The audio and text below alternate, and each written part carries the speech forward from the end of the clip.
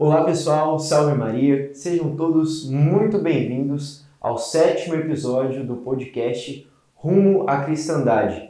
Meu nome é Pedro, eu sou membro do Centro Anchieta e hoje nós iremos tratar sobre o tema ecologismo. Para isso nós estamos aqui na presença do professor Marcos Lopes. Seja muito bem-vindo, professor. Pedro, obrigado. Pode se apresentar. Bem, meu nome é Marcos Eugênio Lopes, católico, engenheiro agrônomo de formação, casado, pai de 3 meninas, professor universitário, empresário, e tenho trabalhado aí nesses últimos anos, me aprofundando, muito em virtude da minha formação, no esclarecimento do que deve ser uma sã doutrina, se assim possamos dizer, em relação à ecologia, da relação do homem com o meio ambiente. Espero que hoje possa contribuir um pouco aqui com esse conhecimento. Professor, o que seria basicamente o que a gente chama hoje de ecologismo? Bem, ecologismo é uma ideologia, Como toda palavra com esse sufixo, ou quase todas as palavras com o sufixo ismo, você valoriza algo em detrimento de outras variáveis. Então, ecologismo é a valorização dessa abordagem ecológica, do estudo da ecologia, em detrimento de outras variáveis, e a gente vai falar um pouco sobre isso aqui hoje, em detrimento, sobretudo, do ser humano. A gente vai entender por que essa ideologia, no final das contas, pretende, vamos dizer, acabar ou pelo menos controlar a população e o desenvolvimento humano, e esse controle é feito por grupos de interesse que a gente vai tentar aqui também elucidar. Então, o ecologismo é uma ideologia que não nasceu, não foi criada do nada, ela é um processo de muitos séculos e que traz aí contribuições de várias outras ideologias, inclusive também de outras heresias aqui envolvidas aí com a Santa Igreja. Então a gente vai tentar elucidar isso um pouco hoje. Bom, perfeito. Então nós sabemos que o ecologismo basicamente ele é uma ideologia que busca valorizar ou até mesmo, de certa forma, subverter alguns princípios que nós entendemos como morais em detrimento de outros, acabando às vezes invertendo, Exatamente. Justamente aquela questão do que o que é bom, eles arrumam um jeito de tornar mal, o que é mal eles arrumam um jeito de se tornar ou propagar como sendo algo bom. Professor, dentro dessa temática do ecologismo, gostaria de entrar numa pergunta justamente do ponto que o senhor tocou sobre, de certa forma, até mesmo controle populacional. Como essas narrativas que são fruto da cultura da morte, que é propagada atualmente, como essas narrativas elas influenciam, de certa maneira, a tolir a liberdade e até diria o dever humano de ser aberto à vida, de valorizar a própria vida da pessoa humana. Se nós recorrermos à parte inicial da Bíblia, no Gênesis, está lá muito claro, cultivar e guardar e o crescer e multiplicar-vos. Então, o ecologismo é justamente o contrário disso. É essa deturpação do que deve ser a função do homem, que aquela função é designada por Deus, que é justamente a de ser o detentor, o responsável por conduzir a criação. É uma criatura também, mas feito à imagem e semelhança de Deus. Então, na medida em que há esse desequilíbrio, ou seja, o ser humano acaba sendo nivelado às demais criaturas, ocorrem essas aberrações, por exemplo, relacionadas ao controle populacional, ao afirmar que o homem é um parasita que deve ser eliminado da Terra, ou pelo menos, como eu falei, ter o seu desenvolvimento, seu crescimento controlado a um número X determinado por alguém, porque esse número e esse controle tem que ser feito por alguém, não é Deus que determinou isso, nem o próprio homem que determinou isso. Então, há grupos que estão interessados nisso, e essa subversão do que é a natureza, do que é a lei natural, daquilo que trata muito bem São Tomás de Aquino, que o homem foi criado à imagem e semelhança de Deus para a sua santificação, né? Para que ao longo desse processo aqui temporal, ele possa buscar a santidade, né? E chegar à vida eterna. Então, na medida em que essa conexão é cortada, o homem vira apenas uma criatura material que vai ter aqui uma função temporária e que depois que ele morrer, né, deixar de existir, ele simplesmente não tem função alguma. Isso vai totalmente de encontro ao que a Santa Igreja, a sã doutrina nos ensina. Então temos que ter esse cuidado e essa atenção, sobretudo, né, falando sobre isso hoje, creio que teremos que reforçar muito isso, sobretudo com os mais jovens, as crianças e os adolescentes, enfim, até os adultos mesmo que passaram por todo esse processo de, vamos dizer, de lavagem cerebral, de desconstrução do que de fato é o papel do homem no mundo, e a gente precisa reencontrar ou reposicionar essa verdade, né, para que a gente de fato encontre o caminho da santidade, né, e da nossa salvação, a salvação das nossas almas. Agora, nós sabemos que ideologias como, por exemplo, o ecologismo, elas são amplamente divulgadas pelos globalistas, que são os principais interessados na propagação dessa cultura da morte. E aí nós entramos, me parece, em dois extremos, né? Nós temos um grupo que também não tem o cuidado necessário, como o senhor falou, citou Gênesis, né? Então não tem esse cuidado necessário com a natureza, com a criação divina, mas também, por outro lado, temos um grupo que diz proteger, que diz que é necessário, de certa forma, trocarmos, né, o que é divino por algo que é criação divina, que seria a própria natureza, de certa forma, a exaltarmos, idolatrarmos a natureza. Essa falta de temperança nesses dois extremos, como que nós podemos dizer que isso subverte, até mesmo alimenta a cultura da morte em relação ao ecologismo? Esses extremos, eles são, antes de tudo, materialistas, né? Eles cortam a ligação do homem com Deus, que é a sua função principal, né? O nosso papel, como eu falei, é estarmos conectados a Deus, buscando a nossa santificação. Então, tanto aqueles que pregam, vamos dizer, um desenvolvimento só apenas no sentido material, quanto aqueles que dizem que o homem não deve quase que voltar ao tempo das cavernas, né, e manter uma relação quase que rudimentar com a natureza, ambos são materialistas, né? E como todo e bom materialismo, é também uma ideologia que rompe com o nosso objetivo principal, né? Com aquilo para o qual nós fomos criados.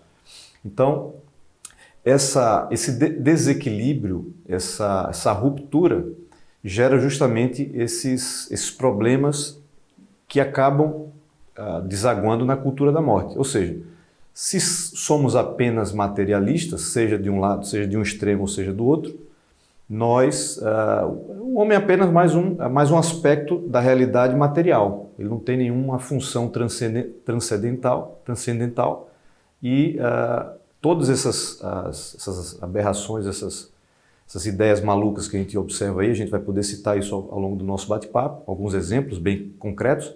Isso acaba acontecendo por consequência lógica disso aí. Ou seja, eu rompo a ligação de Deus com o homem, do homem com Deus, melhor dizendo, e aí o homem torna-se meramente um instrumento nas mãos de alguns grupos, né? Dentre os quais falaremos aqui, né, os globalistas, como você falou, que tem muita influência da maçonaria, muita influência da maçonaria, os próprios comunistas, todos eles, em maior ou menor grau, possuem essa característica de buscar o poder totalitário, substituindo aquela conexão natural que existia, né, na cristandade, na Idade Média, da sociedade com a igreja, o Estado, a igreja e a sociedade, substituindo por algo novo.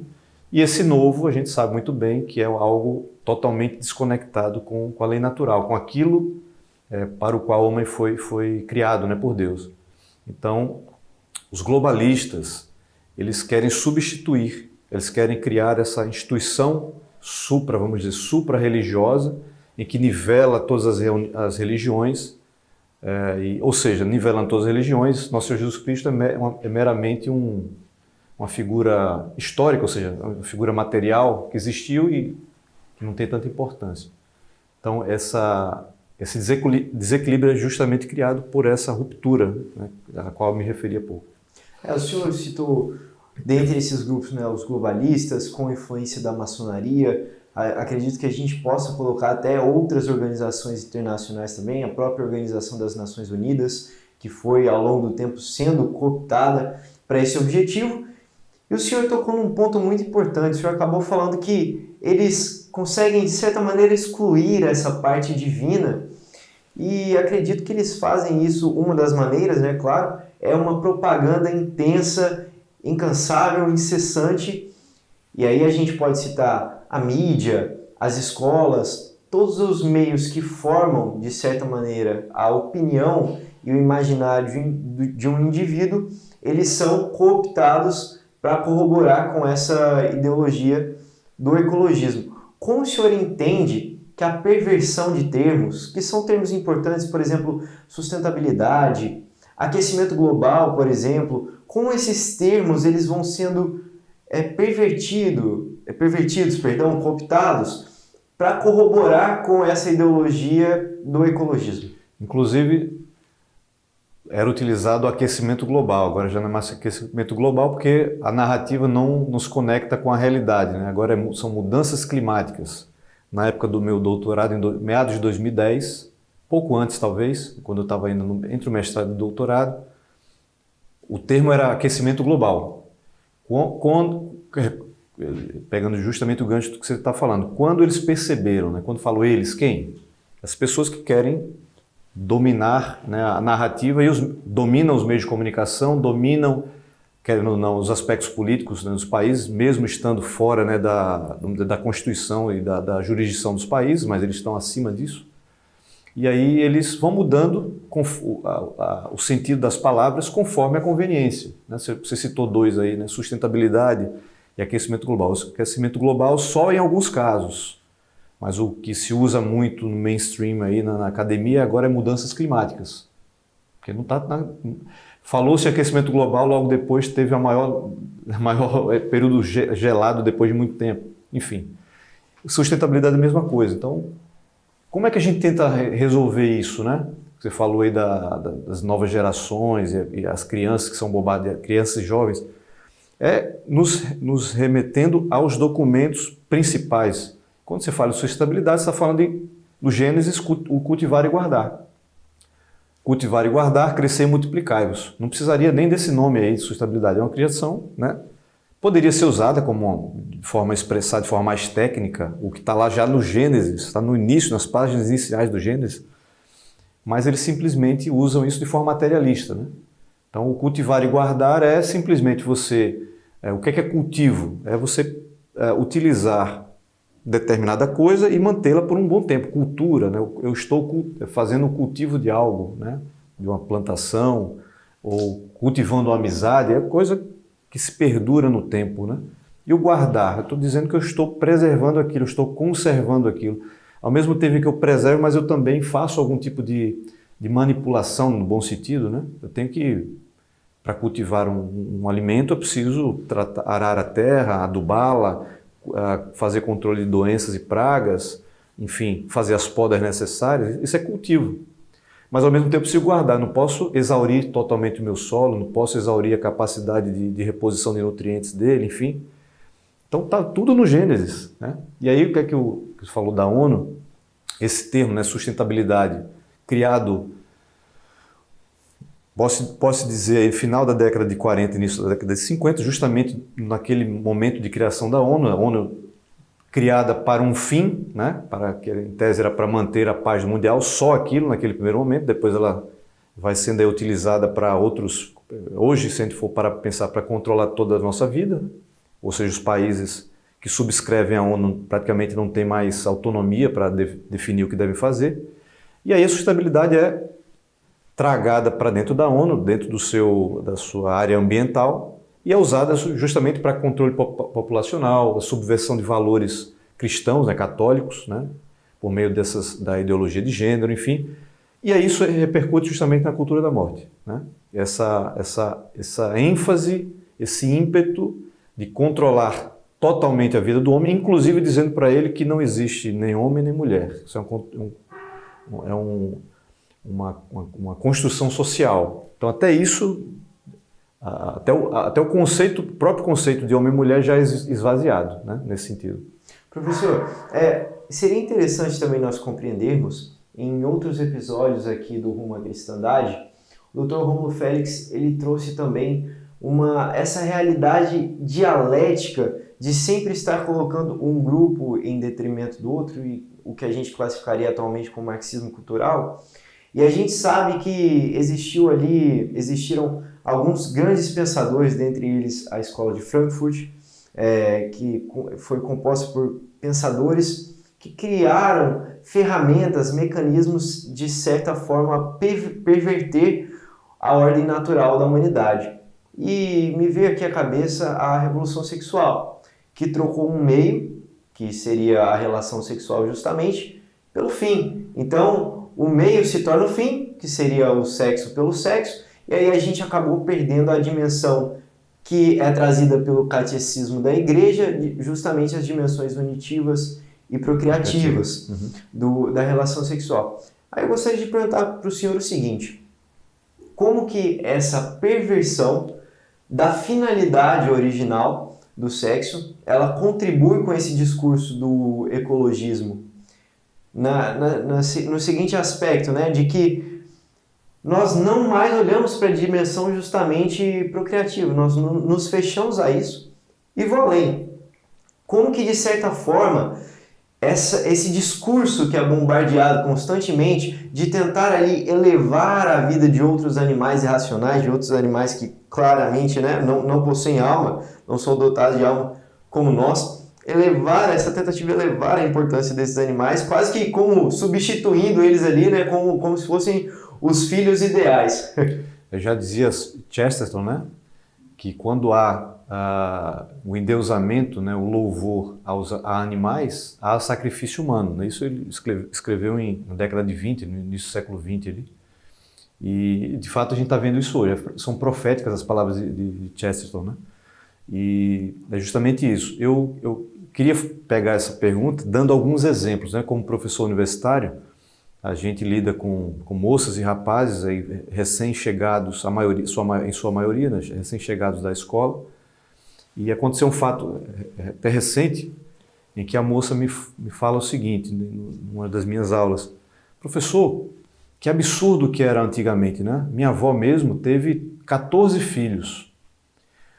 Que absurdo, né? Ela ter 14 filhos. Esses filhos eram só feitos eles eram gerados apenas para que pudessem trabalhar, para que minha avó pudesse usar a mão de obra deles. Ou seja, a visão dela de procriação, né, as duas vias, né, tão ensinadas, muito bem ensinadas pela Santa Igreja, simplesmente viraram um instrumento, quer dizer, não existem mais essas duas vias, e o sexo simplesmente serve como instrumento de prazer, né, da concupiscência humana. E aí os 14 netos, no caso tios dela, né, não servem, assim, não tem função nenhuma para a família, para o convívio, enfim, para se ajudarem. Ou seja, ela simplesmente vê como uma coisa ruim o fato de a avó dela ter tido 14 filhos. Então isso ilustra muito bem, eu até coloco aqui uma provocação a quem estiver assistindo o nosso podcast, para que façam esse exercício, seja se forem estudantes em sala de aula, conversando com seus colegas, com os professores, na sua família, no seu entorno, no seu círculo de amigos, e observem como, sobretudo as jovens, as moças, veem hoje esse papel da mulher. A mulher é quem carrega o filho, né, no ventre, né? Então é impressionante assim, realmente como foi muito bem feito esse processo de esvaziamento, e a revolução sexual ela tem esse papel de, né, usando as palavras bonitas, de empoderamento feminino, de domínio sobre a sua sexualidade, que não pode haver limites, enfim.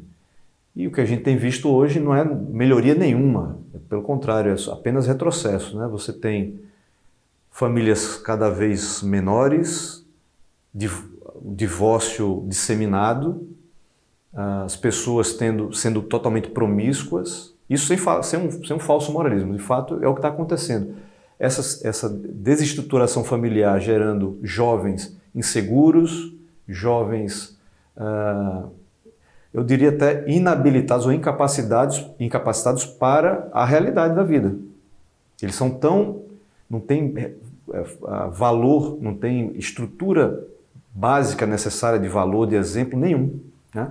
Então eles chegam na vida escolar e universitária totalmente fragilizados. Muito em função dessa revolução sexual, que não por acaso ocorre no bojo da revolução do ecologismo e que ocorre também, é uma ferramenta, mais uma ferramenta desse processo revolucionário que culmina com a cultura da morte.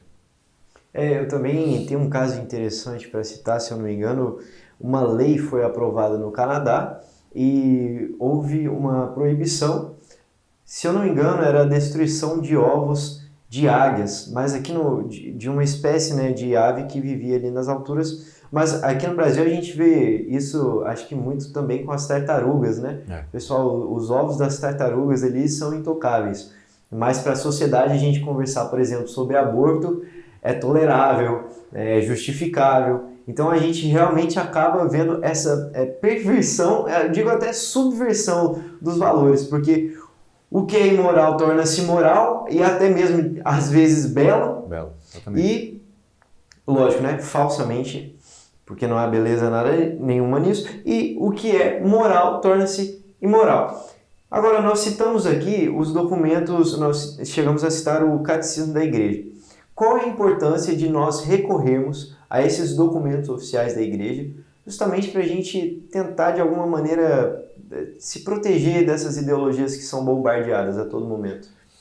É só um ponto muito importante. Inclusive, eu estou e incentivo a todos que tenham a Bíblia Sagrada nem precisa falar, mas pelo menos o Catecismo da Igreja Católica e o Compêndio da Doutrina Social da Igreja, que trata, dentre outros assuntos, sobre o tema ambiental, né? Como deve ser a conduta de um católico perante esses assuntos, né? Esses assuntos que fazem parte dessa discussão sobre a cultura da morte.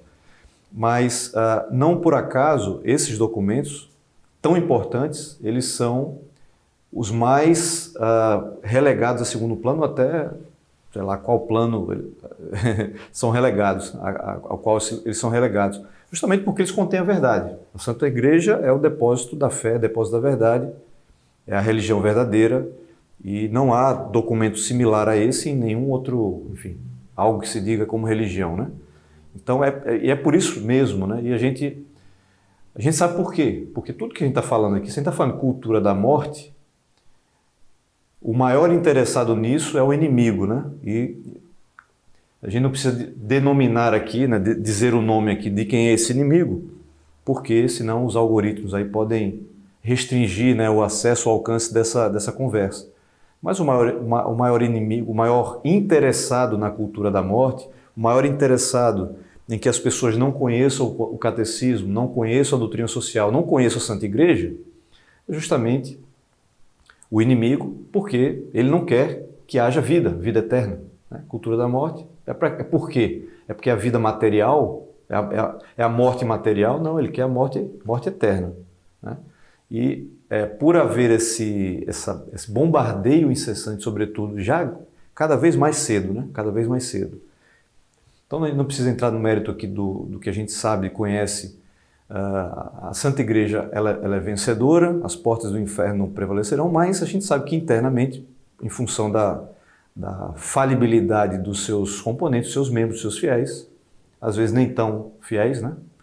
Mas a gente sabe que há problemas ali dentro, há infiltrações, há deturpações, etc. Então a gente não vai entrar nesse mérito aqui, mas muitas pessoas que estão ali dentro, que se dizem católicas, fazem questão de dizer, não precisa do catecismo, o que é importante é o amor, mas que amor é esse? O que importa, esses livros são coisas frias, vamos ver a interpretação dos tempos, né? A gente ouve muito falar sobre isso, né? Então a importância de nós buscarmos, resgatarmos o acesso, divulgarmos cada vez mais essas obras da Santa Igreja, que compõem o magistério, para que cheguem cada vez mais aos jovens e para que os adultos, né, os que já são pais ou que sejam tios, avós, que tomem consciência do problema, que estudem minimamente o catecismo e conheçam a doutrina social da Igreja, que nada mais é do que a aplicação do catecismo, dos ensinamentos magisteriais para as questões práticas da sociedade. Doutrina social é isso, né? Então, esse ponto é fundamental. Perfeito. Professor, e também abordando o tema ecologismo, de certa maneira parece que acabei fazendo um paralelo aqui na minha cabeça. O antropocentrismo seria a gente colocar o homem acima de tudo, que já é uma primeira perversão, tirando Deus do centro. E de certa forma, me parece, a gente pode traçar um paralelo como se o ecologismo fosse agora tirando o homem do centro, mas colocando o que está abaixo também do homem, né? Então a gente teve podemos dizer que nós tivemos uma primeira regressão e agora uma segunda regressão de criatura racional para endeusar tudo aquilo que é uma criação secundária, vamos dizer assim. Até porque, por que eu trouxe esse paralelo, né? Nós somos feitos à imagem e semelhança de Deus. Nós somos a criatura feita à imagem e semelhança de Deus. Dá para traçar esse paralelo? Sem dúvida alguma. E isso também não ocorre por acaso, né? Só para fins didáticos, aqui, ilustrativos, a gente faz se a gente traçasse na linha do tempo do iluminismo até os dias atuais. O que é o iluminismo, né? É aquele momento ali em que a idade das luzes, ora, se é a idade das luzes, havia antes trevas. O que eram essas trevas, essa obscuridade? É o que erroneamente, mentirosamente se associa ao período da Idade Média, que é o período ao florescimento de tudo que se conhece por ciência, pelas obras caritativas, pelo alvorecer da sociedade, da cristandade de uma forma geral, ocorre ali. Então, esse dito iluminismo, ele apenas quer criar algo novo, encobrindo aquilo que era de fato a luz, né, que estava ali, né, não vou dizer perfeita, mas o momento em que a gente observou de forma mais próxima, talvez, de uma teórica perfeição, um equilíbrio, né, entre as forças temporais, né, sociedade, etc., e a Igreja, né, a Igreja orientando os reis, orientando os Estados-nação, etc. Bem, então, esse processo ele ocorre não por acaso, né, e aí acontece a Revolução Francesa, totalmente influenciada pela maçonaria. E o que é a maçonaria? A maçonaria é essa tentativa de substituir, né, como você estava falando, de trocar o papel de Deus estabelecido pela Santa Igreja por um Deus criado pelo homem, né? A maçonaria ela prega isso. Não é importante a religião, é importante você acredita em Deus. Na verdade, eles não estão falando isso, né? Estão falando que o importante é que se acredite no homem, na razão, naquela coisa proposta pelos iluministas, em que havia trevas anteriormente. Então, essa mudança de mentalidade, essa substituição, fatalmente nos traz ao que estamos passando hoje. Quando você, veja, substitui o homem, quer dizer, substitui Deus, coloca o homem, e agora, pior, como você bem comentou, pior ainda, as criaturas que estariam sob responsabilidade do homem agora ocupam um papel de destaque. Então é uma inversão total, é uma pirâmide invertida, né? Sim, de totalmente fato. Invertida. Com certeza, me parece que esse Deus da maçonaria é um Deus muito distante, né? Como se, não, qualquer Deus serve. É isso. Algo superior ali, mas não é um Deus que se fez carne, com certeza não é um Deus que se fez carne, habitou entre nós e amou até o último grau a criatura, a única criatura que se fez, que é feita como imagem e semelhança do Criador. Exatamente. Que somos nós do gênero humano. Então, aproveitando também essa questão da maçonaria, nós temos a razão, uma supervalorização da razão, e essa supervalorização da razão humana, confiando que nós somos capazes de tomar todas as decisões, excluindo a dimensão divina, elas resultaram no que a gente vê hoje. O senhor acredita também que, de certa maneira, esse excesso de racionalismo, Sim, vamos chamar assim, ele contribuiu para a perversão da ordem natural? Eu lembro também, né, que no livro de Gênesis, o Senhor Deus, depois de criar os animais, incumbe a Adão a responsabilidade de nomeá-los, né? Isto é, não tem como você ficar com essa tarefa de dar nome a algo, sendo que você é racionalmente, ou vamos dizer assim, né, espiritualmente, dentro da ordem da criação, inferior àquilo. sim. Né? Ou seja, o Senhor Deus estava ali falando, Adão, você está como superior aos demais animais, portanto, nomeie-os, cuide-os. O senhor acha que realmente esse racionalismo excessivo contribui para essa perversão? Sem dúvida, isso faz parte desse processo histórico ao qual eu me referi há pouco, né? No momento em que o iluminismo ele rompe, não foi apenas o iluminismo, isso vem ocorrendo, mas apenas para fins didáticos, né? Quando ele rompe, considerado o fim da Idade Média, quando ele rompe com esse equilíbrio que havia, né, de fé e razão, a fé estava de fato associada à razão, simplesmente você corta esse laço essencial do homem com Deus. E tudo aquilo, todo o magistério que era ensinado, como você bem ilustrou, a hierarquia da criação, né, se você vai ler o Gênesis, por que a criação foi feita daquela forma? Por que os seres humanos valem mais, nas palavras inclusive evangélicas, do que alguns animais, né? Enfim, por quê? Tem um motivo, né? Então, a simples desconexão da razão, da fé da razão, né, gera isso naturalmente. Você acaba delegando ao homem a capacidade de ser Deus, naturalmente. Então, eu não preciso recorrer a uma verdade, ao supremo bem, porque eu me basto. A minha razão me é suficiente. Então, todos os erros, todos os problemas que nós vimos, como eu falei anteriormente ao iluminismo, mas de lá para cá, sobretudo, é justamente em função desse apelo desmedido à razão, que é fato preponderante também. A gente tem a fé ela é alimentada pela razão, então por isso que tem que haver um equilíbrio. Mas esse racionalismo, como você falou, da mesma forma que ocorre com o ecologismo, essa valorização excessiva da razão em detrimento de outros aspectos gera uma ideologia, gera um desequilíbrio, né, nas relações humanas.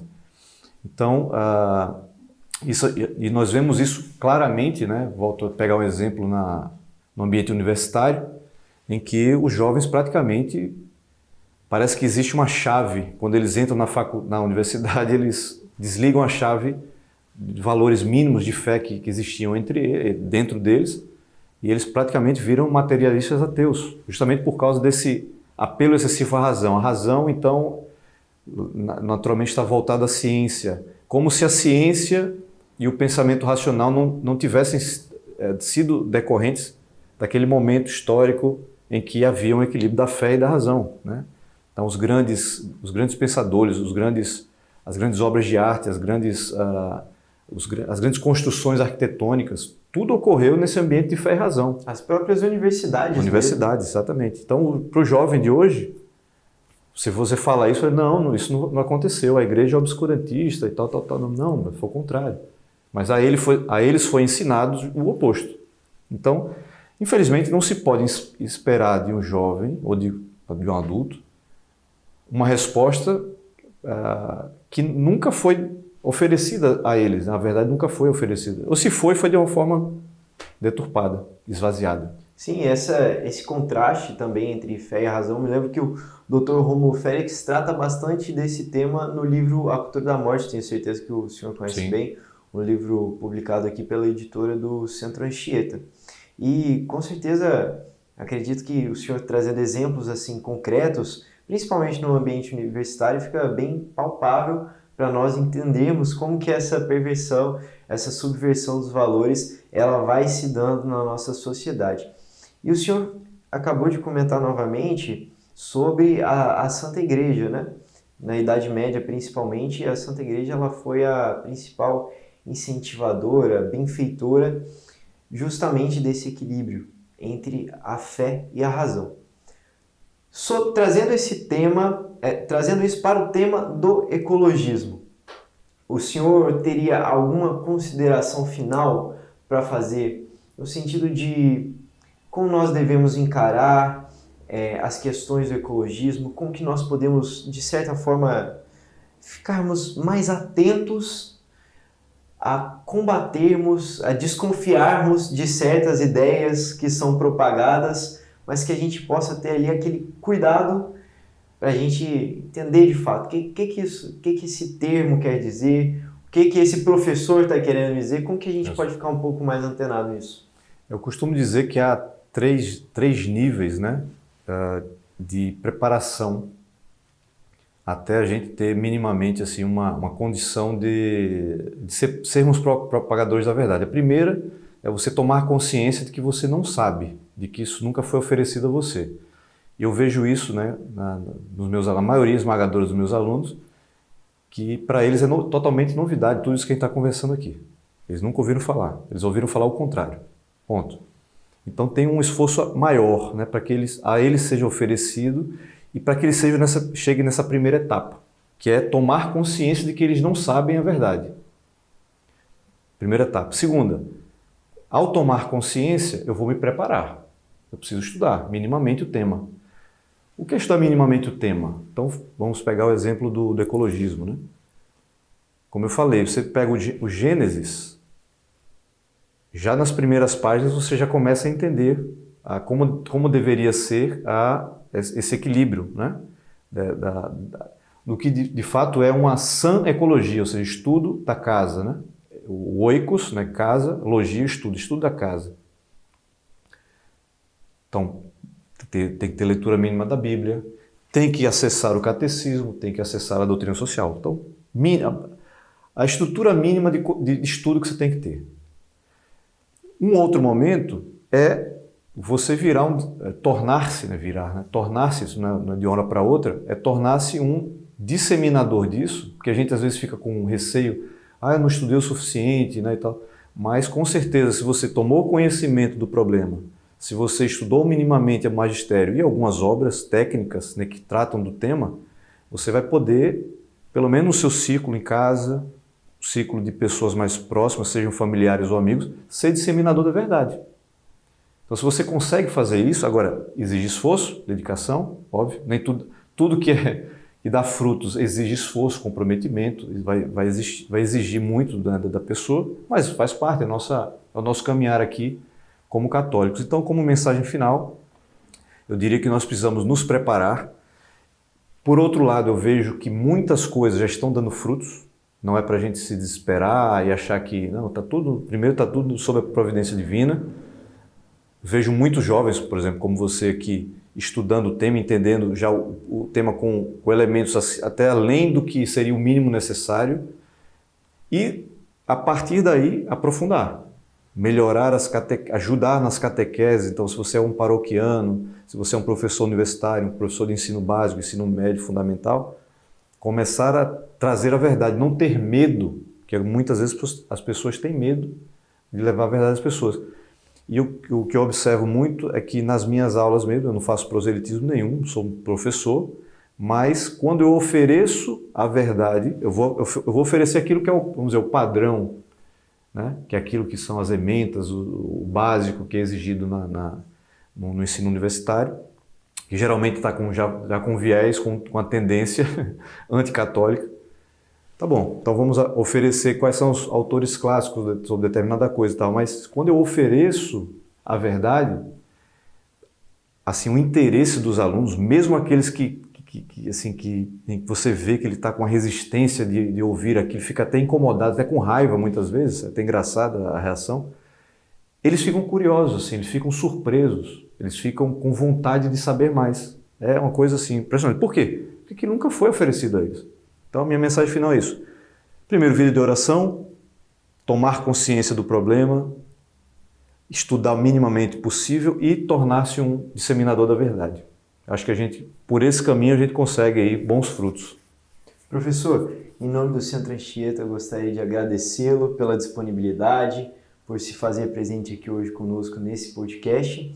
Muito obrigado. Eu agradeço, Pedro. Agradeço a todos pela atenção. Chegamos ao final de mais um podcast Rumo à Cristandade. Até mais, acompanhe as nossas redes sociais e em breve sairá o nosso último episódio, o episódio 8 do podcast Rumo à Cristandade. Um abraço a todos e viva Cristo Rei!